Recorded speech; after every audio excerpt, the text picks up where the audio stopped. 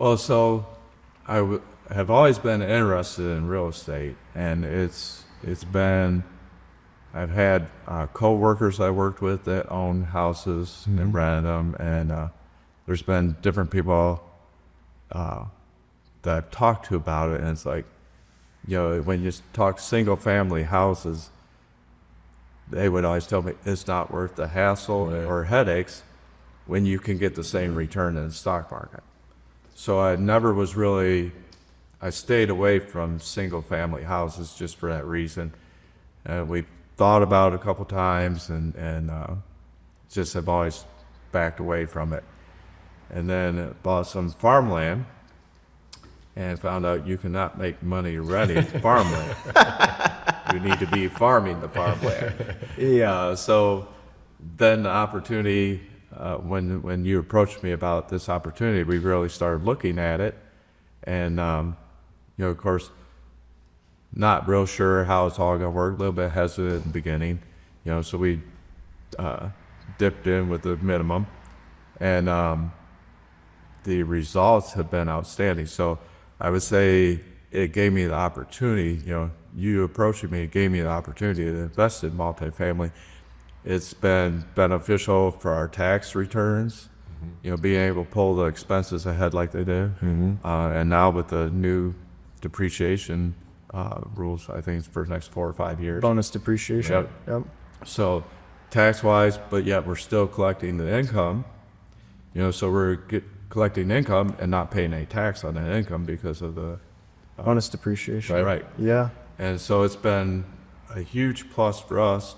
I like the idea, from my standpoint, I like the idea. I'm invested in real estate. I'm getting the advantages of being invested in real estate, but nobody's calling me. Right. Yeah. And so, I mean, that's your end, but it's made it very nice because when you would, I looked at investing in REITs, through the market, and it was never anything that seemed to pan out. It's like I do just as good in the S&P 500. Yeah. Sure. So I stayed away from all that. And, when I started, I was widely diversified in different funds. And over time, it took me a while, but over time I've learned just keep it simple. So it's the easier, the less I wouldn't say it's less diversified, but, I go simple S&P 500 QQQ. Yeah. And it's like, the market, I look at 6 o'clock news, S&P 500's up, NASDAQ's up, I made money. Yeah. S&P 500's down, NASDAQ's down, okay, it pulled back some, I lost a little bit of money. I didn't sell anything, so I didn't gain or lose, but my account has continually went up, and it's just, I've set my children up with, hey, that same philosophy. Just keep doing that. That's all you need to do. So how is it? One thing that's different, a different experience from our investments versus just investing in the S&P, is every quarter you get a check in the mail, distribution check. Sometimes the first deal that you did, it started off small. Now it's getting bigger. The other deals you're in, pretty meaningful size checks, or they should be, percentage-wise. How is that, just that experience of getting a check in the mail versus, you don't see that check in the mail from your stock portfolio? Right. Well, so, we, every 3 months, we take that check, and it's just extra.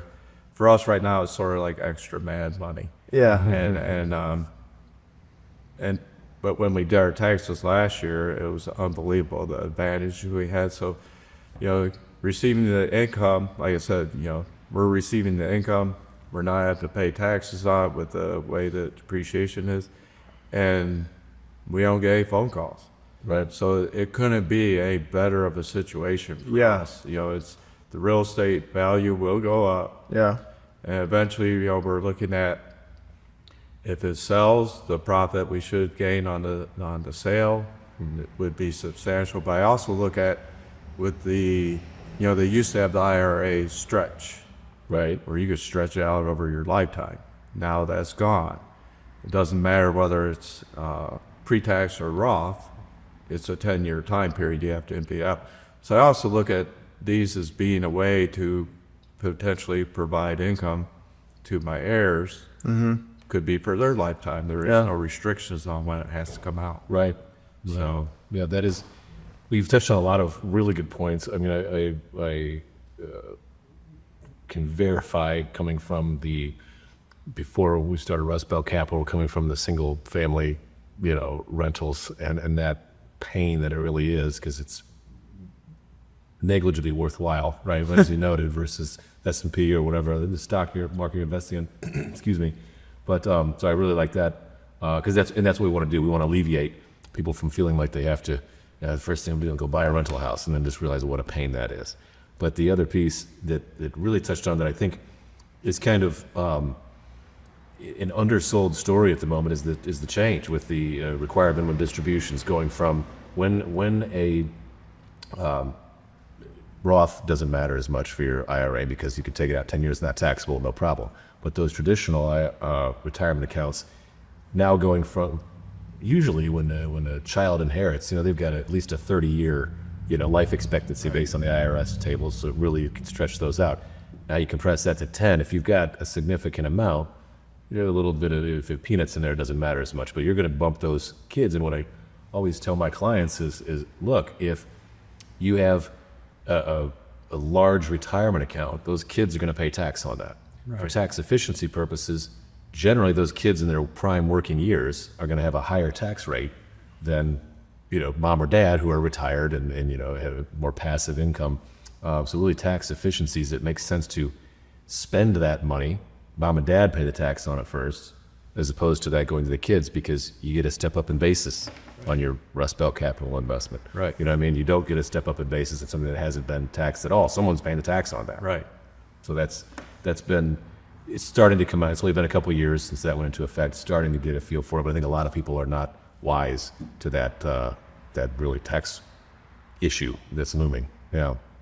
So I think I want to emphasize that point. I think you've realized it, and it makes a lot of sense to flip that mentality. Yeah. So that's something you like about the way that we structure investments is every deal that we buy, our intention is to hold on to it for a long period of time, turn it into a cash producing, very large cash producing asset, pull money out through refis. But the difference that really differentiates Rust Belt Capital from a lot of other people who do what we do, because a lot of them are just trying to flip properties buy it, hold it for 3 years, trade it.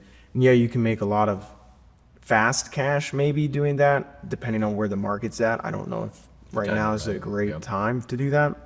But then you got the tax liability if you're the investor.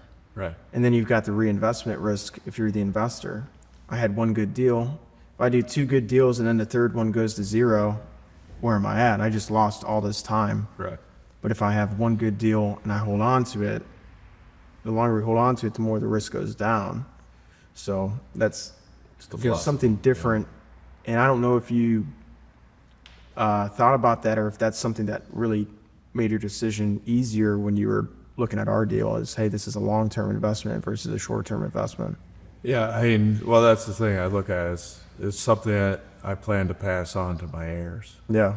So it's whether, and then if you do sell, my assumption would be, and listening to your guys' practices, I would think that it's going to be reinvested in another property. Correct. So, I would stay right with it and continue on. The return has exceeded our expectations. The money that was sitting in a money market getting 4%. Sure. Well, we've averaged on what we've invested in, we've averaged 6.5 on the dividends that we've received, and then plus the tax benefits that we've gained. I've never calculated what the percentage would be, sure, but it was substantial when we did our taxes.